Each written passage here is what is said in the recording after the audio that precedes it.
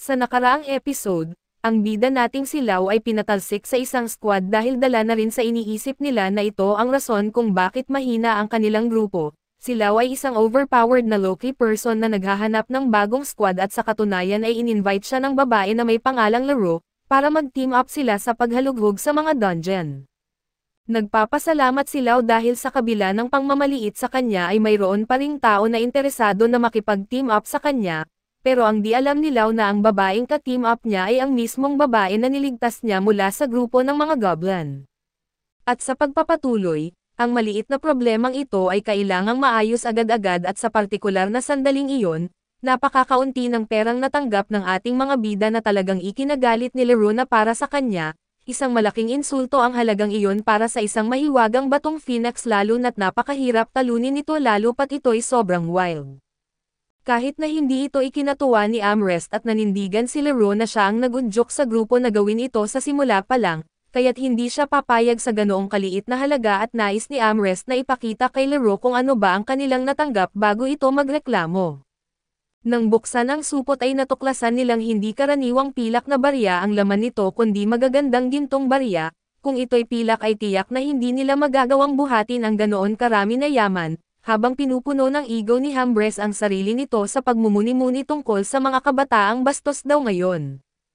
Napilitan si Lau na magbigay ng maayos na tip sa kanilang tagapamagitan na palaging nakakuha ng pinakamahusay na presyo para sa kanila, matapos nito ay napansin ni Amrest na kakaiba ang kilos ni Lau kaya sinubukan niyang alamin kung may problema ito, agad na sinabi ni Laro na wala naman ngunit alam niya sa loob niya na naapektuhan si Lau ng sikreto niya bilang isang prinsesa. Samantala sa lungsod ay may isang maliit na palabas ang nagaganap kung saan ikinwento sa mga bata, ang tungkol sa isang malupit na dragon na gumawa ng takot sa lungsod ng tuloy-tuloy sa loob ng 200 taon at lahat ng ito'y natigil nang lumitaw ang isang bayani upang iligtas sila. Balik kay Lau, doon ay kumakain siya gaya ng dati kasama ang kanyang kasama ngunit na natiling tahimik at balisa at upang magkaroon ng kaunting diskusyon, iminungkahi ni Laro na magrente sila ng magkahiwalay na tirahan dahil may sapat naman silang pera ngayon. Nagulat si Lau subalit tila may punto naman ang kanyang kasama at ayon kay Amrest ay nararapat lamang na magpunta sila sa isang maayos na lugar bilang gantimpala, bagamat hindi ito ganap na masama para kay Lau at nais niyang malaman kung may hindi nagustuhan si Laro sa hotel ni Mari. Para kay Laro imposible ito pero komportable naman ito at masarap ang pagkain at maayos ang pasilidad at gayunpaman, napansin niyang ang maingay na paligid ang maaaring sagabal dahil sa sobrang ganda ng lugar na nagiging mahirap minsan ang makipag-usap ng maayos. Sa likod ng isip ni Laro ang tunay niyang plano ay makahanap ng tahimik na lugar kung saan maaari silang mag-usap ng walang istorbo. Isang lugar kung saan makakapag-relax sila habang umiinom ng mainit na inumin at tahimik na nanunood ng apoy sa gabi. Sa mga sandaling ito ay naalala niya ang lahat ng kanilang pinagdaanan bilang magkaibigan na nagpatibay ng kanilang samahan, at sa kaibuturan ng kanyang isip ay may mga kaisipang naglalakbay na higit pa sa pagkakaibigan. Bagamat nabubuo na ang ganitong mga ideya sa makulit na isip ni Laro, si Lau naman ay tila ayaw pang umalis mula sa kanilang kasalukuyang tirahan at matapos makuha ang isang magandang botin ay napagdesisyonan nilang pinakamahusay na magtipid at iwasan ang mga hindi kinakailangang gastos. Isa rin itong oportunidad na hatiin ang biyaya sa kanilang grupo at kabilang si Shin na humiling na makiisa sa kanilang samahan matapos makita ang kanilang pagiging compatible, ngunit ito'y nagdulot ng diskusyon lalo na kay Laro kung kinakailangan ba talaga nilang tanggapin si Shin sa grupo. Para kay Lau pagdating sa laban ay malinaw na malaking tulong si Shin at siya ay nasa ibang antas kumpara sa ibang mga adventurer, at dahil papasok na sila sa mas malalalim na dungeon ay mainam na kasama siya upang labanan ang anumang balakid. Samantala ay tila hindi seryoso si Laro na nagbiro tungkol sa ibang kalaliman na mas gusto niyang puntahan kasama si Lau, agad niyang binawi ang sinabi at nagdahilan na sinang-ayunan lang niya ang ideya ng pagkuha kay Shin. Sa gabing iyon ay nagdiwang sila bilang pagkilala sa bagong miyembro ng kanilang grupo. Si Mari ang tagapangasiwa ng kanilang tinutuluyan ay nagbigay ng masarap na manok bilang regalo para sa selebrasyon, habang nagdiriwang si Armia at ito ang pinakabata sa grupo ang unang sumuko sa kasiyahan kaya't iniwan siya kay Lyra na nagpaalala kay Shin na subukang makipagkaibigan kay Lau, lalo na ngayon na magkasama na sila sa grupo. Sa pagkakataong iyon ay sinubukan ni Leroux makipag-usap kay Lyra tungkol sa kanyang plano na magsama sila ni Lau sa iisang tirahan at sa kasamaang palad. Ito'y agad na tinanggihan ni Lau na nagdulot ng pagkaalala kay Leroux na baka mayroon pa siyang sama ng loob sa mga naunang nangyari. Ngunit ayon kay Lyra ay malabo ito at malinaw na mahalaga si Leroux kay Lau, marahil na siya lang ay medyo mahiyain o mabagal sa ganitong bagay at ipinaliwanag din ni Lyra na ang bawat tao ay may kanya-kanyang personalidad, kaya't para sa kanya ay mas mabuting mas kilalanin pa ni Leroux si Lau upang mas mapalapit siya dito. Napuno muli ng pag-asa si Leroux na parang binigyan ng basbas ng Diyos ng pag-ibig at lalo na sa mga payo ni Lyra na puno ng karunungan at sa kabilang banda. Sinabi ni Shin na wala namang masama kung magsama sila sa iisang bahay ni Leroux, ngunit nanatiling palaisipan kay Lau kung bakit gustong-gusto ito ni Leroux.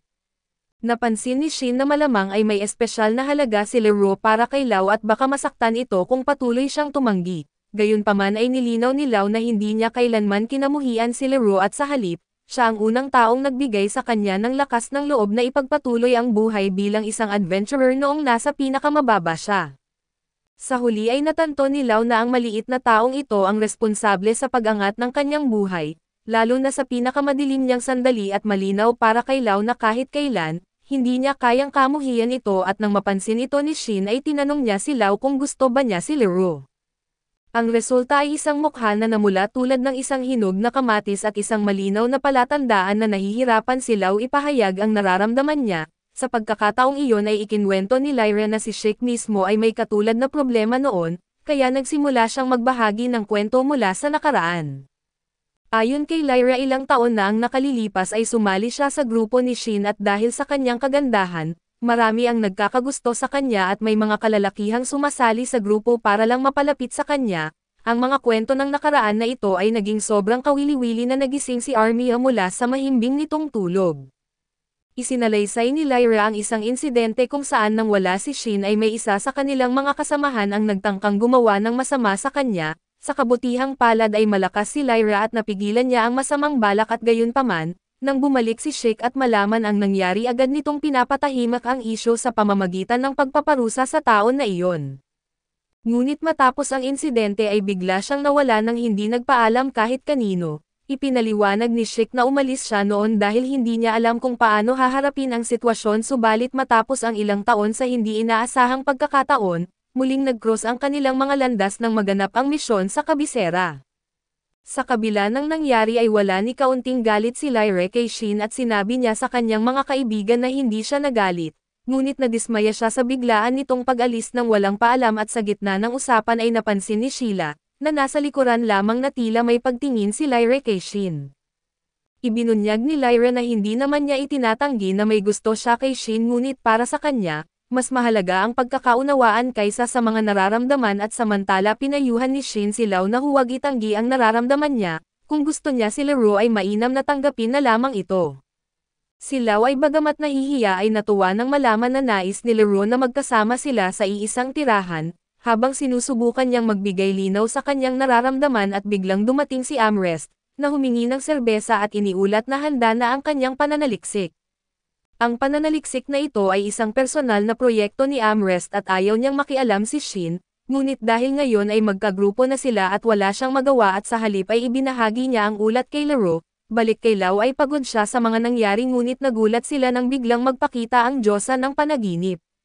Ginamit nito ang kanyang kapangyarihan laban sa dragon at kasabay nito ay isiniwalat ni Amrest na siya at si Leroux ay parehong anak ng makapangyarihang clan na Lestrigons. Para kay Shin ay hindi na bago ang makasalamuhan ng mga adventurer na may kakaibang pinagmulan ngunit isang prinsesa na tulad ni Leroux ay ibang usapan na.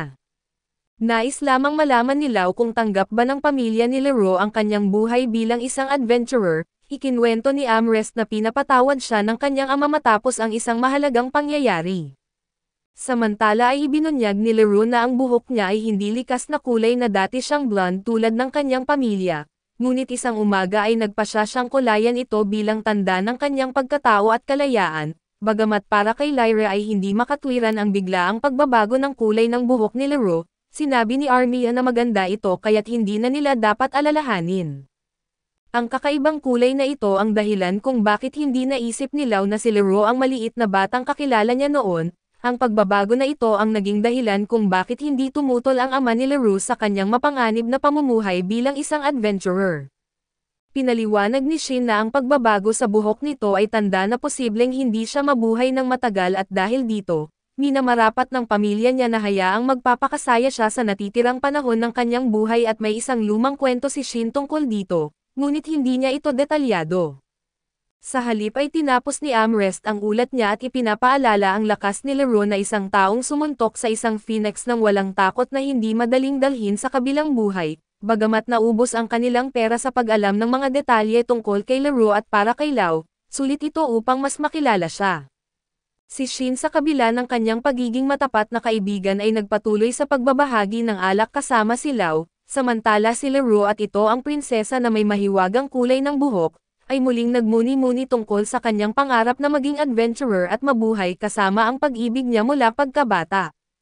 Dahil sa dami ng emosyon at kwentong nasabi at ang mga babae sa grupo ay nagdesisyon na bigyan si Lyra ng pagkakataong makipag-usap ng private kay Shin, subalit ay tila hindi naintindihan ni Shin ang layunin ni Lyra at sa kabila ng kanyang kaba at kahihiyan, ay buong tapang na sinabi nito na nais niyang maging katuwang sa buhay ni Shin.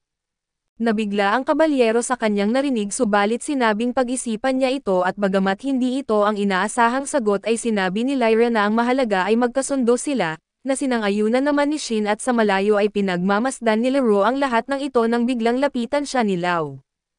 Iginiit nitong nais niyang makipag-usap ng private kinabukasan at dahil may mahalaga siyang sasabihin, samantala ay muling ibinalik ang kwento sa puppet show ng lungsod at ikinwento ang prinsesa na nag-alay ng kanyang buhay upang mapakalma ang isang makapangyarihang dragon, nagtitiwala sa bayani bilang kinabukasan ng kanilang kaharian. Nang gabing iyon ang lahat ay nakatulog ng mahimbing maliban kay LaRue na balisa sa hindi malamang dahilan, sa pagtatapos ng kwento ay isiniwalat ang prinsesa na nag-alay ng kanyang buhay para sa kapayapaan ng mundo, na iniwan na tanda ang kanyang kakaibang asol na buhok. At dito muna matatapos ang ating recap, salamat sa inyong panonood hanggang sa muli.